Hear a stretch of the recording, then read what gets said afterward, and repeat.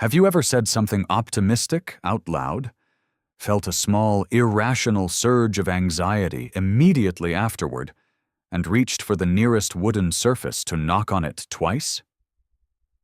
You didn't decide to do it. Your hand was already moving. And the moment you made contact with the wood, the anxiety settled slightly, which makes no logical sense at all, because you are a modern adult who does not believe that table legs have protective powers. And yet you did it. And so did the person sitting across from you, and the person before that, and every person you have ever met who speaks English or French or German or Italian or a dozen other languages, all of whom have their own version of the same gesture with the same vague purpose. Touch wood. Knock on wood. The specific words change. The action is identical. There is no other superstition this universal and this unexamined. People who would laugh at a horoscope, who would never avoid walking under a ladder, who have no particular feeling about black cats, still reach for wooden surfaces after tempting fate. It crosses class, education, and declared belief systems with unusual ease. Committed rationalists do it. Doctors do it. Scientists do it. And almost none of them, if pressed, could tell you where it came from. But here's the surprising truth. Nobody can tell you where it came from with certainty, because the gesture is almost certainly older than writing, and the explanations that have been offered across the centuries reveal as much about the people offering them as they do about the original practice.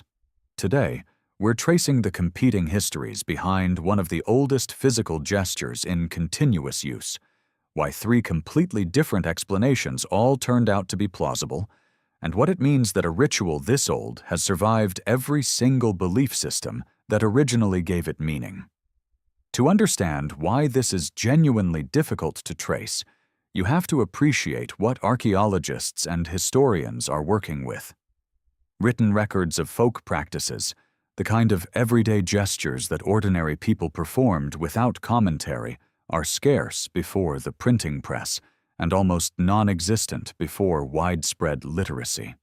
People didn't write down why they touched wood, any more than you would write down why you say bless you when someone sneezes. It was simply done. The gesture was passed from person to person, generation to generation, embedded in childhood observation rather than formal instruction. By the time anyone thought to record it and ask where it came from, it had already been happening for so long that the origins were genuinely obscure.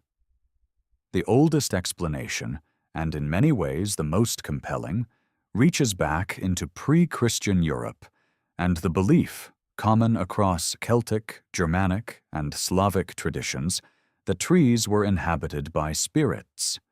Not metaphorically inhabited, in the way a modern person might describe a forest as feeling alive, but literally, specifically inhabited by distinct entities whose favor could be sought and whose anger could be provoked. An oak was not simply an oak, it was a residence. Touching its bark was a form of contact with what lived inside it. And knocking, specifically knocking, was interpreted as either asking permission or announcing your presence before making a request.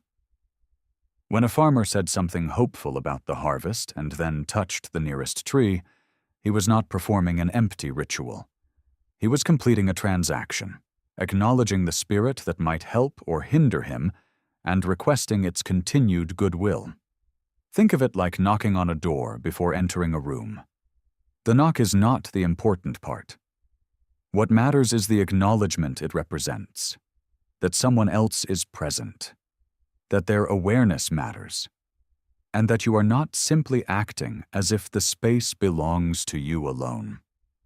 The pre-Christian tree-touching gesture carried exactly that logic, applied to a world in which the natural landscape was understood to be populated with presences that paid attention. Christianity moved through Europe and found these practices already deeply embedded in daily life. The Church's response to folk superstitions was rarely simple suppression. More often it was absorption and reinterpretation, finding Christian meaning in existing gestures rather than attempting to erase them entirely. Wood acquired new sacred significance through the cross, and touching or knocking on wood was reinterpreted by some communities as a gesture of contact with that symbol, a physical reaching toward divine protection. Medieval pilgrims touching wooden relics, fragments of the true cross housed in ornate reliquaries across Europe, were performing a related gesture within an entirely different theological framework. The action survived the change of meaning because the underlying impulse, seeking protection from something beyond yourself at a moment of vulnerability, was identical. The spirit in the oak and the splinter of the cross served the same psychological function through entirely different doctrines.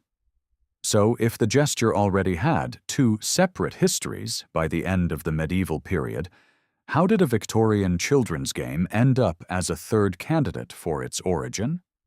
The answer, as is often the case in history, comes down to how rapidly industrialized societies in the 19th century lost contact with the folk practices that had previously been transmitted through daily rural life. As populations shifted from countryside to city, the chain of transmission that had carried these gestures from parent to child across generations was interrupted. Practices survived, but their origins became obscure even to the people performing them. Into that gap came a popular children's game called Tiggy Touchwood, a variant of the standard chasing game in which a player touching any wooden surface was safe from being tagged. The game was played across Britain and parts of Europe from at least the early 19th century, and folklorists in the late Victorian period, encountering the knock-on-wood gesture and finding no obvious ancient explanation for it, proposed the game as a potential source. Children who grew up playing Tiggy Touchwood and learned that touching wood meant safety might, the argument went, carry that association into adult life as a reflexive, protective gesture. The theory is plausible, but almost certainly incomplete.